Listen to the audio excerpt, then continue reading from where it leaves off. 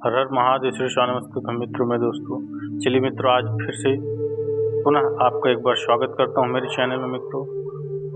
और आज आप सभी शुभ भक्तों के लिए विद्येश्वर संहिता का चतुर्थ अध्याय और पंचम अध्याय लेकर के आया हूँ। जैसा कि आपने पिछले वीडियो में मेरे तृतीय अध्याय तक श्रवण करा होगा मित्रों, तो तृतीय अध्याय में जो बताया गया था भगवान शंकर की पूजा, उनके नामों की जप तथा उनके गुण रूप विलास और नामों का युक्ति परायण चित्त के द्वारा जो निरंतर परिशोधन या चिंतन होता है, उसी को मनन कहा गया है।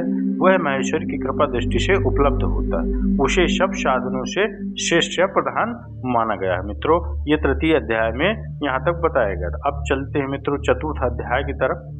तो सूत जी कहते हैं, मुनिवरों, इस साधन का महात्म्य बताने के प्रसंग में मैं आप लोगों के लिए एक प्राचीन वृत्तांत का वर्णन करूंगा, उसे ध्यान देकर अवश्य श्रवण करिए मित्रों।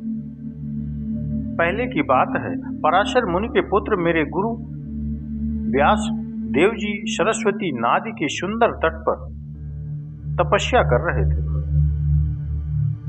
सरस्वती नदी के सुंदर तट पर मित्रों तपस्या कर रहे थे। एक दिन सूर्य तुल्य तेजस्वी विमान से यात्रा करते हुए भगवान सनत कुमार अकस्मात वहां आ पहुंचे।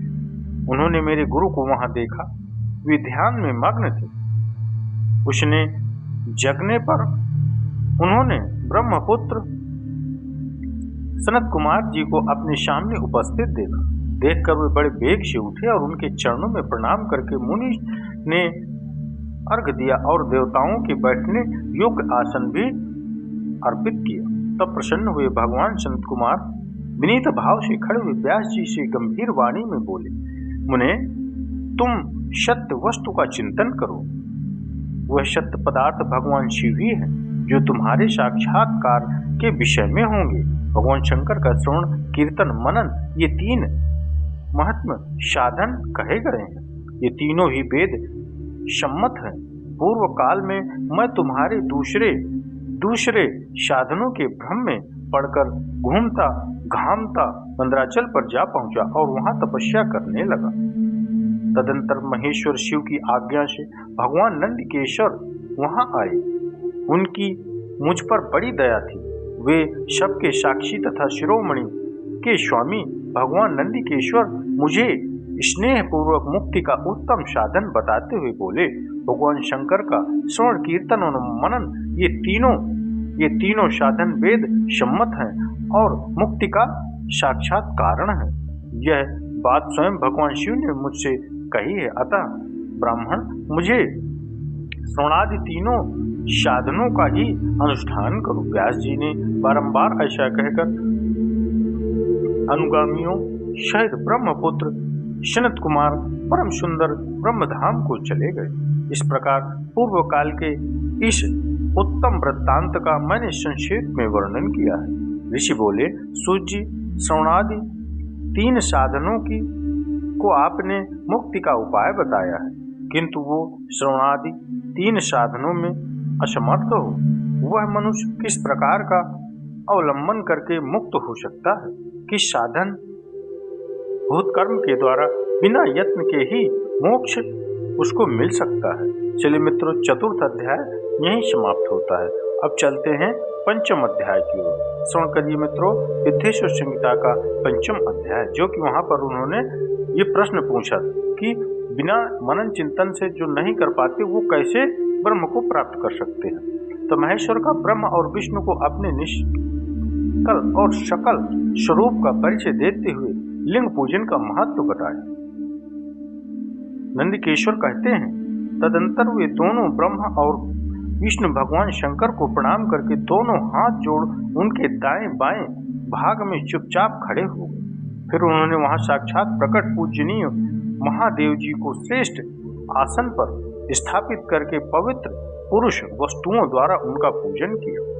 दीर्घ काल तक अविकृत भाव से सुस्थिर रहने वाली वस्तुओं को पुरुष वस्तु कहते हैं और अल्पकाल तक ही टिकने वाली क्षणभंगुर वस्तुओं प्रकृति वस्तु कहलाती हैं।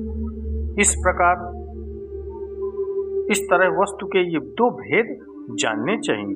किन पुरुष वस्तुओं से उन्होंने भगवान शिव का पूजन किया, यह बताया जाता है। हार, नुपुर, केयूर, किरीट, मंडिमय कुंडल, यज्ञोपवीत, उत्तरीय वस्त्र, पुष्पमाला, रेशमी वस्त्र, हार, मूर्तिका, पुष्प, तांबूल, कपूर, चंदन एवं अगुरु का अनुलेप, धूप, दीप, श्वेत छत्र, व्यंजन, ध्वजा, चमर तथा अन्य दिव्य उपहारों द्वारा जिनका वैभव वाणी और मन की पहुंच से परे था, जो केवल पशुपति परमात्मा के ही योग्य थे और जिन्हें पशु बद्धजीय कदापि नहीं पा सकते थे, उन दोनों ने अपने स्वामी महेश्वर का पूजन किया। सबसे पहले वहां ब्रह्मा और विष्णु ने भगवान शंकर की पूजा की।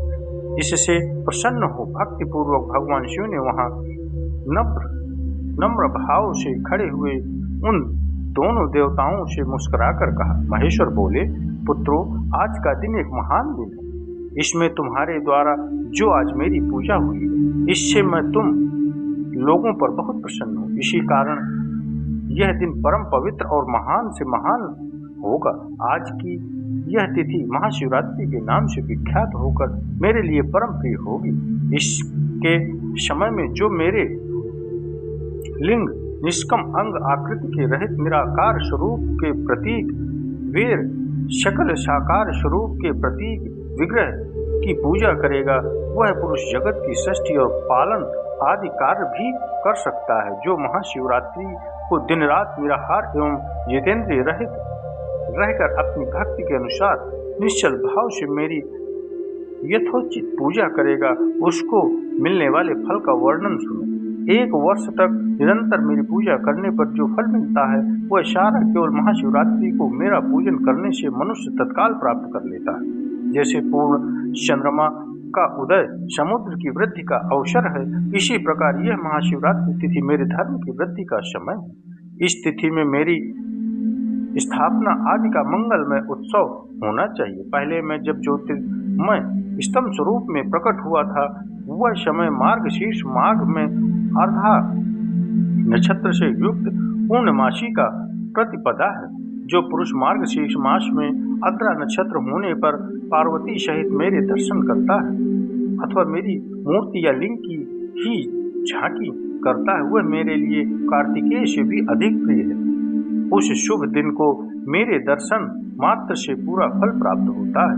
यदि दर्शन के साथ साथ मेरा पूजन भी किया जाए तो इतना अधिक फल प्राप्त होता है कि उसका वाणी द्वारा वर्णन नहीं हो सकता। वहां पर मैं लिंग स्वरूप में प्रकट होकर बहुत बड़ा हो गया था, अतः उस लिंग के कारण यह भूतल लिंग स्थान के नाम से प्रसिद्ध हुआ। जगत के लोग इसका दर्शन और पूजन कर रहे हैं। इसके लिए यह अनादि और अनंत ज्योतिय स्तंभ अथवा ज्योतिर्मय लिंग अत्यंत छोटा हो जाएगा। यह लिंग सब प्रकार के भोग सुलभ कराने वाला तथा भोग और मोक्ष का एकमात्र साधन है। इसका दर्शन, स्पर्श और ध्यान किया जाए तो यह प्राणियों को जन्म और मृत्यु के कष्ट से छुटकारा वाला है। अग्नि के पहाड़ जैसे जो यह शिवलिंग यहाँ प्रकट हुए हैं, इसके कारण यह स्थान अरुणाचल नाम से प्रसिद्ध होगा।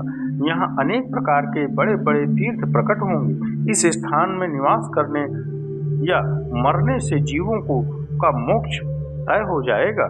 मेरे 2 रूप हैं, शकल और निष्कल।